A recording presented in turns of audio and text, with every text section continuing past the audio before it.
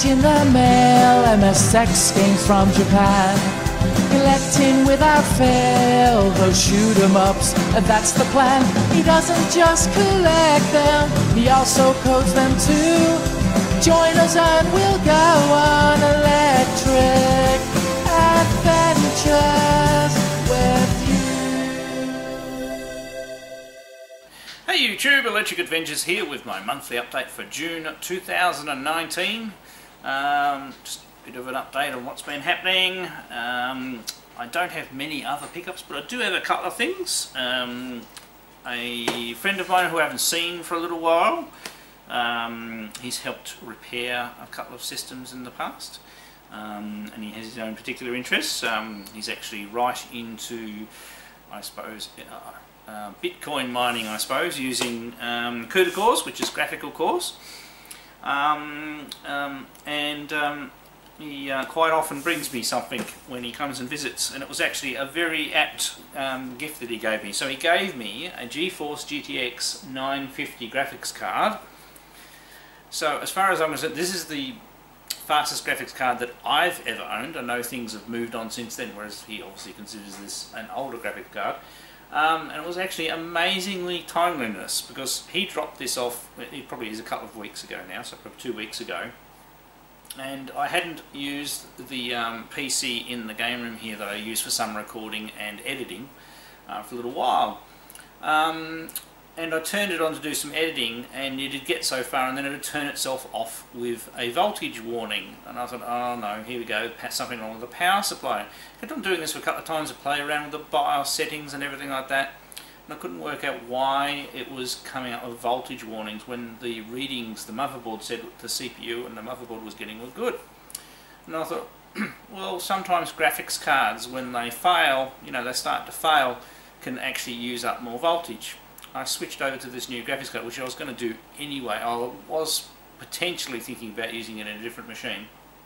Switched it over, and now the computer's been fine. So we actually saved my you know, game room PC, and I suppose that has now made that PC a little bit more current, and I could actually play some PC games on it if I wanted to. So thank you very much for that. At the same time,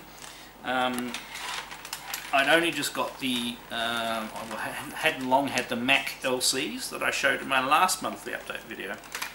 And I said I was still hunting for my Mac keyboard and mouse.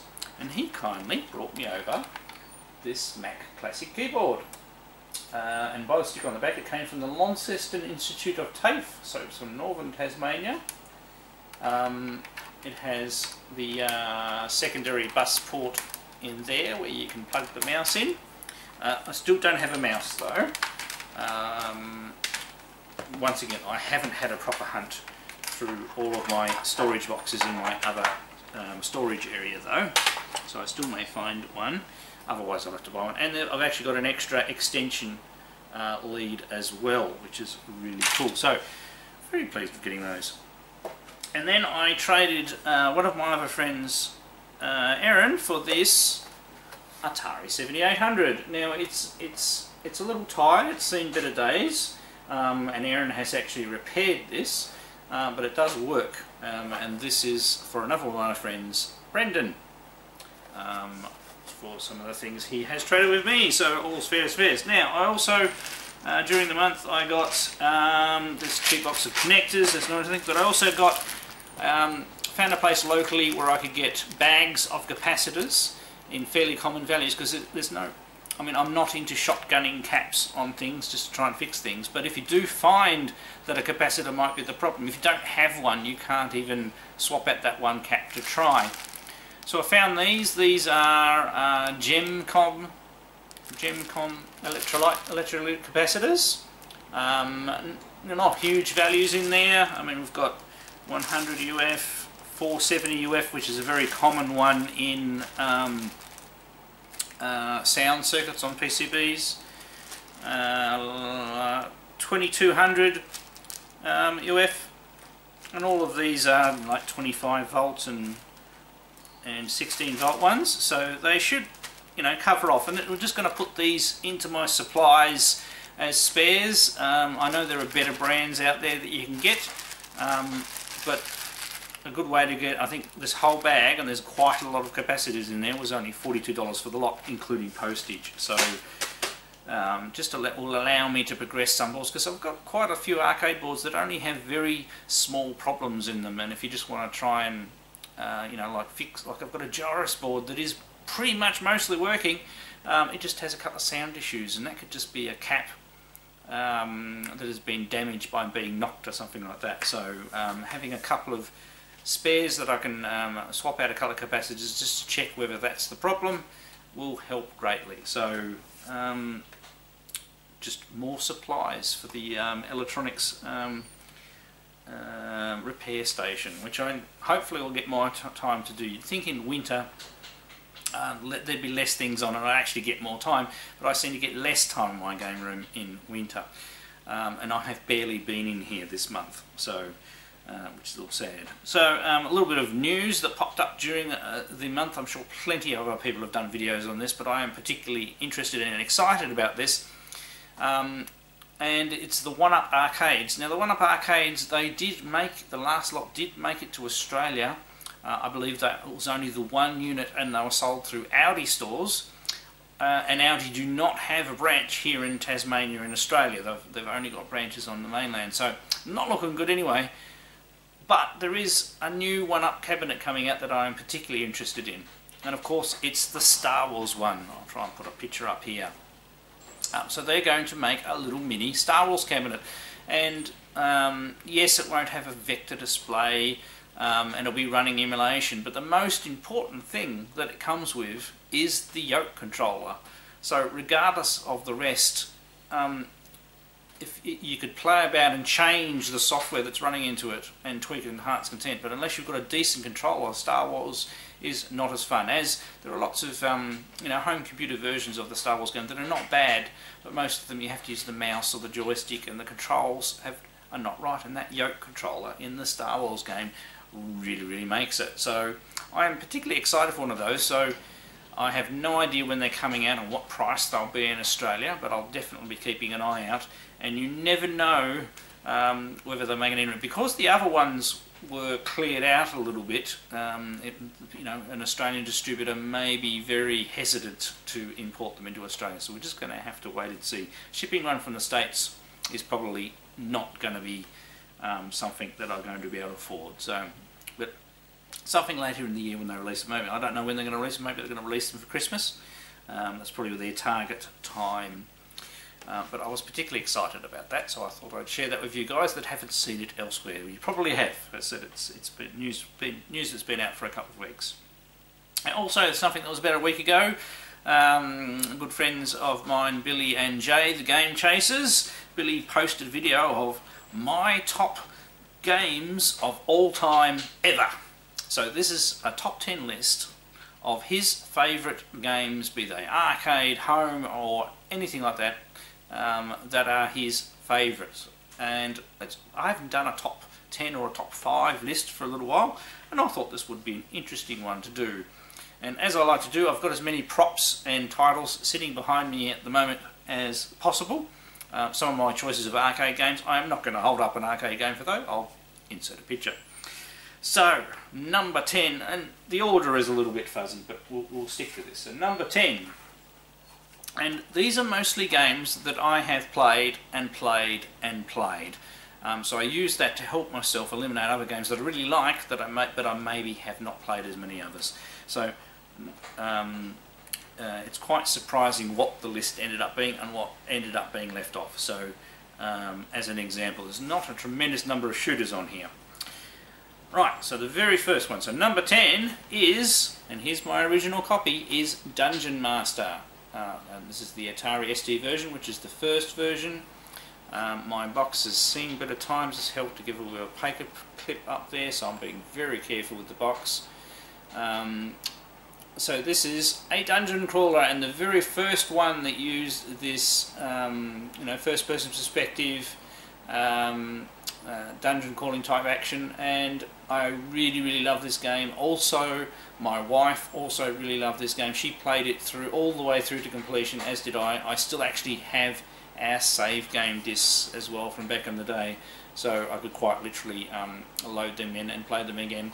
I really do love this game. I never got the expansion, I never saw that back in the day, and I do have, and I don't have a copy for the Amiga either. The Amiga version came out later, and maybe if I do get hold of the Amiga version, I believe there's an Amiga version that comes with both games. That might be a way of getting in the future, but yes, one of my favourite games of all time. I got hours and hours of enjoyment out of playing that. Right, here's he gently puts the box down. So next is a title that will be familiar to all of you, and it is Elite. And once again, the machine I played it, I think the longest is actually the Atari ST version, which is this. This is my original copy from back in the day. It's had a bit of water damage and got stuck to another box. So this one had coloured polygons, but the first one I played, other than seeing it being played on a BBC Micro, was the MSX version. For some reason the back's there, so that's non-filled polygons. It runs quite well on the MSX, faster than the Spectrum version. And has a little bit more colour. I also, this is going to be a recurring theme here on indication of how much I like particular games. So there's the Amiga version. Now I will admit to have actually not having played that particular version. And there's another one. I actually have Elite for the Acorn Electron, which is different from the BBC version, because the Electron runs a little slower than the BBC, so this had to have some changes to run on the machine. That's all the copies I could get my hands onto. I believe I may have missed something out of my collection there. So Elite is my number 9. So number 8 is a very big game for me, a game that I have played hours and hours. I have also bought both the game and the 2 expansions on release with special edition box sets, which for me is absolutely amazing because I never buy those things. And it is, so the original game was Starcraft, and so the game that came out was Starcraft 2, and it was just at a perfect, I really like real-time strategy games, and Starcraft 2 really hit the mark at the time. I fortunately had a PC at the time that could just play it. And by the time the expansions came out, I had better machines able to play those. So I got it, and I actually got the special edition box sets of the expansions.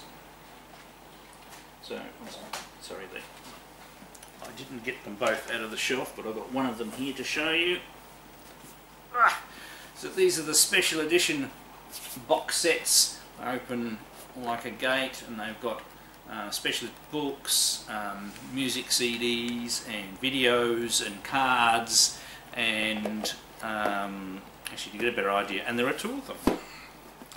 So for a person that doesn't normally buy those sort of things, so that was actually the second one, the Heart of the Swarm. So you can see all the things that came with it, and the first expansion, which was Legacy of the Void. And I've obviously played through all of these probably a couple of times.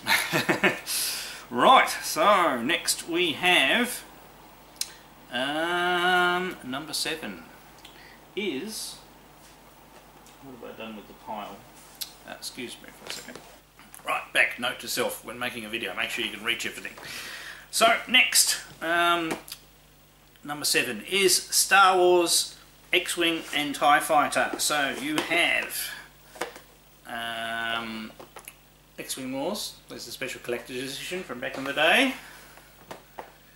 And then after that you had TIE Fighter Wars. And then you had X-Wing versus TIE Fighter. Have I got them in the right order? Maybe I haven't. But I love these games. I actually, a little while ago, bought the GOG copies of the whole series of Star Wars games. So not only these, there's the actual RTS games and everything like that as well that are part of the series. Played them to death. That would have been about the time when I owned a 386 DX40 PC, so before the 486. One of the other titles higher up in the list is when I got a 486. So number 6, very important title in my gaming history, and I had to pick something that was possible playing the Atari 2600. The Atari 2600 version isn't the best version, however, probably one of the best versions is the version for the Intellivision, and it's none other than Beam Rider. So this is a surprisingly good game on the Intellivision. It stacks up against the other systems. The sound is most impressive on the Intellivision version. The Intellivision version does run slightly slower than some of the others. So that's the Intellivision version. I also have the Tape MSX version. That's probably the ones that I have that runs the fastest. The caveat here is I do not have the Atari 8-bit nor the Commodore 64 version. Then you have the Atari 2600 version, which is surprisingly good considering the limitations of the system. It's not quite the same as the other versions, but it still does a damn good job. I found that in a market up in Queensland only a couple of years ago, and it only cost me $10. I was blown away. And then we have the Coleco version, which is pretty much identical to the MSX version. The sound is not quite as good. I'm lucky to have a very good quality copy.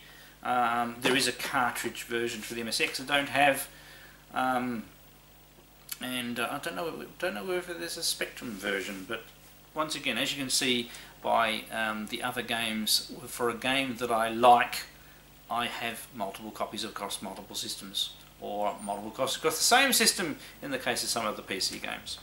So it's a good indication that I like them. Okay, we're up to number 5, and it's an arcade title, so I'm not going to hold up an arcade cabinet. It is a board, so I probably could have held up a board. That's a little boring. It is none other than our very first proper shooter, which is Raiden. So the original Raiden.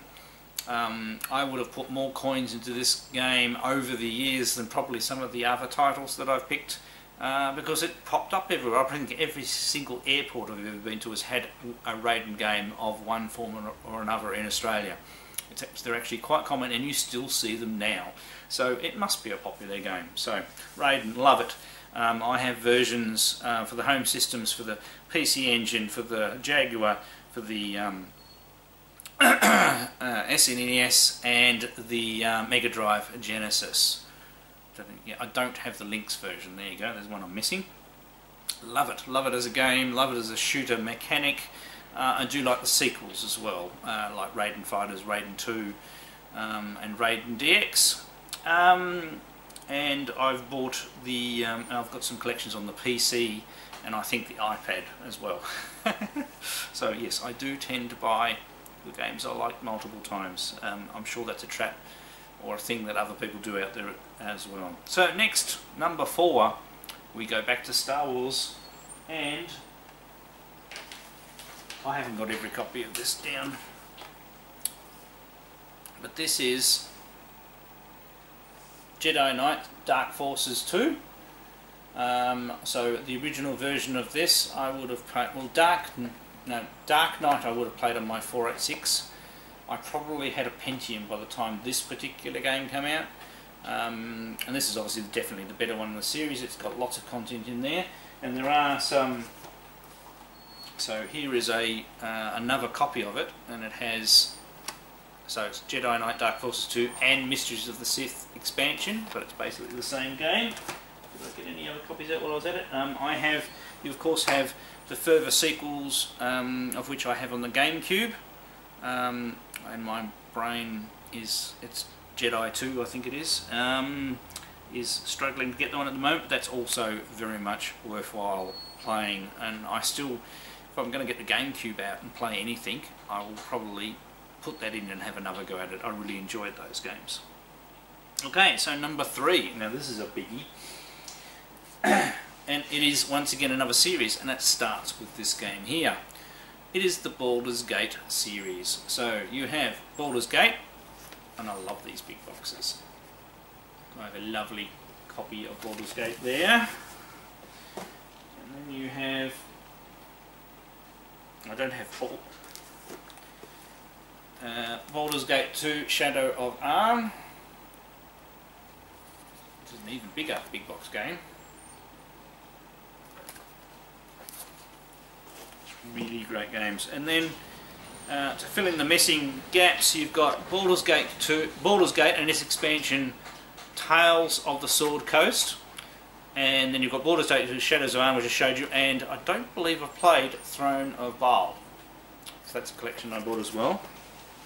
Now I have also bought all of these again electronically on GOG to play these. And related series, and I really did enjoy these, was the Icewind Dale games. Now I do have Icewind Dale 1 separately, and then I got this to get both of the games so I could play the second one. So I don't have Icewind Dale 2 separately.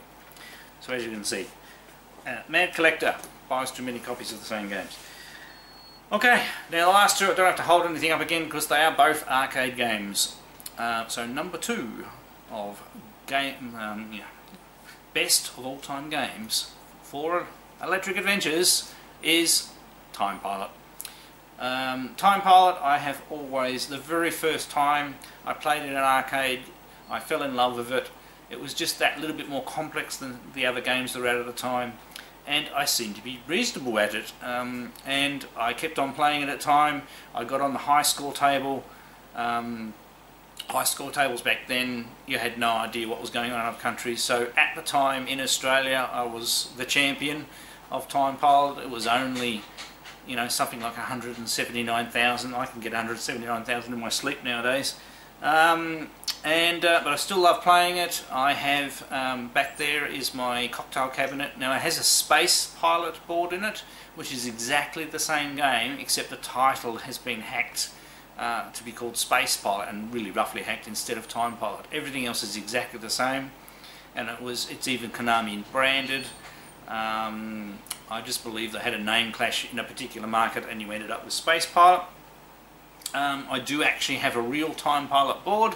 It just has a couple of issues that I need to fix, so I probably will switch Space Pilot for the Time Pilot, although I do have the proper original cocktail instruction sets for Space Pilot, so it does make an matching set, and it shouldn't matter. I'm not exactly going to go for the world record or anything like that. Time Pilot is a game that I pretty much play every single time I come to this game room. I come to the game room, set things up, turn the arcades on, and if I'm going to play any of them and only have time for one, I'll always play a game of Time Pilot. So as you can see, it is one of my favourite games, and it was a very good choice to set up as a dedicated machine, and I'm quite comfortable having it in the cocktail cabinet that I've got it in.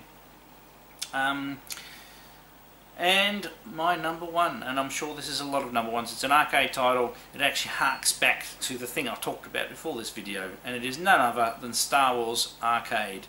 Now here in Tasmania we were actually lucky to get, Tasmania is only fairly small, we got 2 of the sit-down version of the Star Wars cabinets. One was down here in Hobart, and another one was up in Launceston. Both of those cabinets were brought into Tasmania by the one arcade wholesaler supplier, and years later there was one of them sitting in storage when I was talking to this particular place, the place that I got my first arcade cabinet from. So that was B&M Coin Amusements. There was one sitting there with a broken, you know, the screen wasn't working and they hadn't repaired it, and their other one they sold to another person that I knew. He apparently got them at a good moment, and he paid it off $20 a fortnight for however long it took to get that machine. So he's a very, very lucky man. I have no idea whether he still has it or if he unsold it. I do know that there has been another one floating around in Melbourne, Sydney, that's been for sale recently. That's probably one from the mainland, not one of the ones down here. And now one of them, the one that was down here was converted to Empire Strikes Back, and then converted back to Star Wars later. So I have actually played the Empire Strikes Back upgrade in a real arcade machine. But since those machines, I have never played it again in the arcades. But it's a game that I'm sure I could thoroughly enjoy, whether it be the stand-up version, which I've never actually physically seen other than on videos, or the wonderful sit-down cabinet. If one of those come up and I had the money to afford it, I would sell other stuff to be able to have it and put it in my room. So that's why it deserves to be my number one pick. So they're my picks, and as I said, I have quite enjoyed going through, and anything that makes you wander through your collection and talk about why you like particular things is always fun. So what are your 10 picks? Feel free to put them down below in text or post your own video. Alright, so one more thing before we go, a little update on my homebrew development, and I have actually gotten quite into it a lot this last month. I did a really big push to get as much of Sydney Hunter and the Caverns of Death done for the NES, because obviously I've been developing it for a very long time.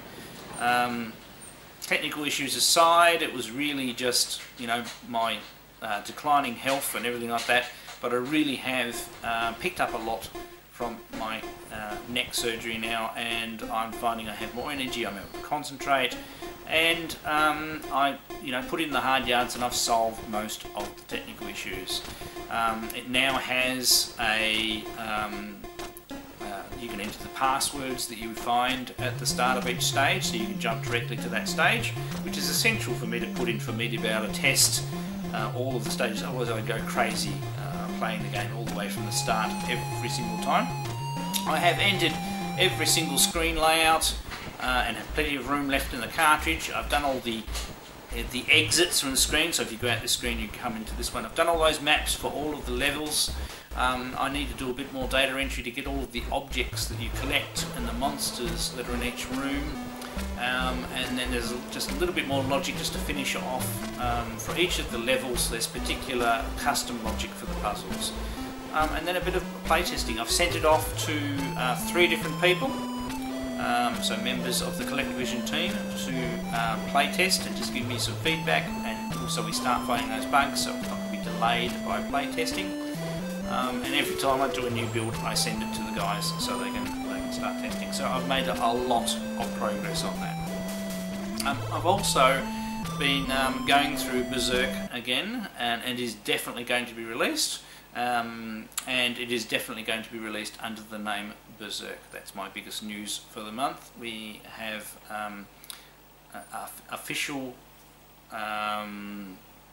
permission to publish the game as Berserk for the Coleco, very limited number of copies, but I am not going to focus on that until I have finished Sydney Hunter, and it will run on a stock ColecoVision with no expansions, and it will have speech. I have my very own Berserk cabinet here. It is still not working. Another little updates. A friend of mine did send me I was missing a ROM chip. I've put the ROM chip in. Unfortunately it gets no further than when I am, so I've still have some issues with that. I really have not had the time. I've barely been in the game room. I just need some time to go through it thoroughly with my multimeter and go through the diagnostic steps, but at least I don't have a missing ROM chip, so even if the wrong images are not on the ROM chip now, I can rewrite it using my EEPROM burner, but I didn't actually physically have one of the ROM chips, so that wasn't helping proceedings. So I will get that Berserk machine working, and it is not going to be, I'm not going to try and fix any cosmetic issues other than cleaning. It is going to stay as original as possible, because I love Berserk and it needs to stay original. Alright, that's probably enough for me this month. I hope everybody out there has been enjoying their retro gaming and collecting, and is well and healthy. I'm Electric Adventures. Thanks to all my subscribers. Thanks for watching, and I'll catch you next time.